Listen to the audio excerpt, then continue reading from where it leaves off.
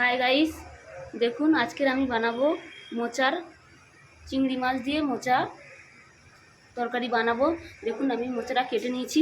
মোচাটা কাটার আগে জলের মধ্যে একটু হলুদ দিয়ে দেবেন, দিলে মোচাটা কালো হবে না। কেটে নিয়েছি, একটু আলু দিয়েছি একটা, দেখুন এগুলো কেটে নিয়েছি। টমেটো, পেঁয়াজ, কাঁচা লঙ্কা কেটে নিয়েছি।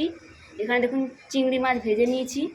আপনাদের দেখাবো কিভাবে আমি রান্নাটা করি। অ্যাকশন। দেখুন আমি তেল দিলাম, দুটো তেজপাতা দিয়ে দিলাম, একটু ফোড়ন দিয়ে দিলাম, দুটো শুকনো লঙ্কা দিয়ে দেবো। দেখুন এটা একটু ভেজে নিলাম, একটু ভাজা ভাজা হয়ে গেলে পেঁয়াজ দিয়ে দিলাম। পেঁয়াজটা আমি ভেজে নেবো লাল লাল করে।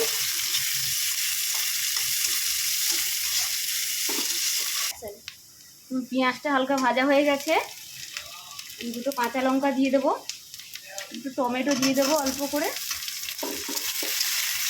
একটু নেড়ে নেব। একটু আদা রসুনের পেস্ট দিয়ে দিলাম।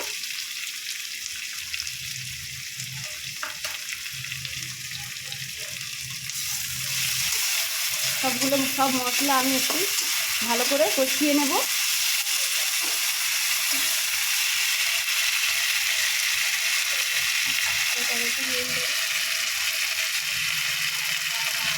একটু নুন দিয়ে দিলাম,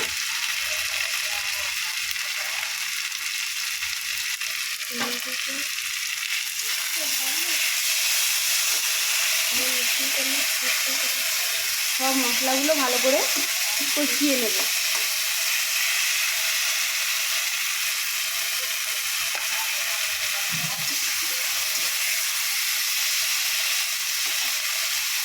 একটু হলুদ দিয়ে দিলাম,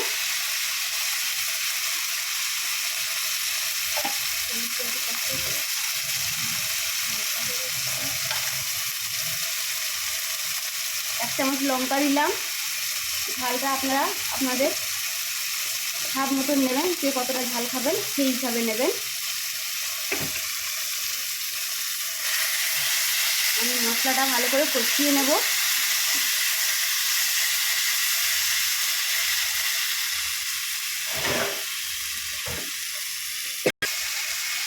দেখুন মশলাটা কষানো হয়ে গেছে, এবারে আমরা মোচাটা দিয়ে দেবো।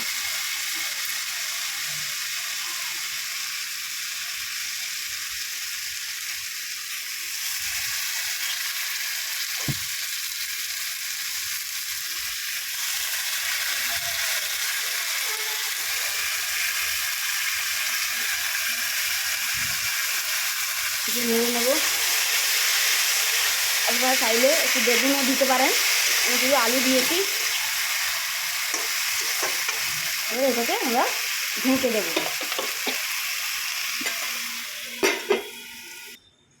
ঢাকনা খুলে আমরা 2 মিনিট নেড়ে নেব।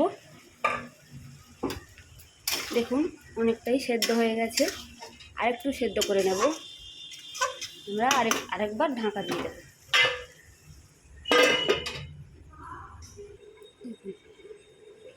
2 মিনিট হয়ে গেছে, ঢাকনাটা খুলে 1 চামচ চিনি দিয়ে দেব। এরপর চিংড়ি মাছটা দিয়ে দেব।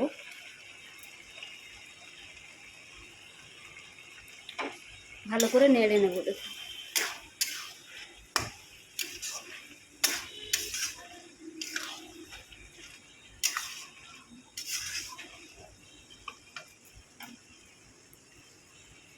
আরেকবার ঢাকা দিয়ে দিলাম। দেখুন এবারে আমরা 1 চামচ জিরের গুঁড়ো দিয়ে দেব, 1 চামচ ধনে গুঁড়ো দিয়ে দিলাম, একটু গরম মশলা দিয়ে দিলাম। বেশি দেব না, বেশি গরম মশলা দিলে ভালো লাগবে না। একটু নেড়ে নিলাম। আমাদের প্রায় হয়ে এসছে।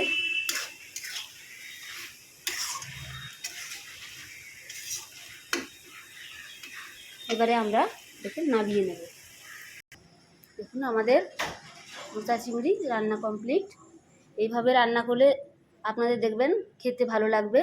আমার রান্নাটা যদি ভালো লেগে থাকে আপনারা একটু আমার চ্যানেলটিকে সাবস্ক্রাইব করে দেবেন, পাশে বেল আইকন প্রেস করে দেবেন।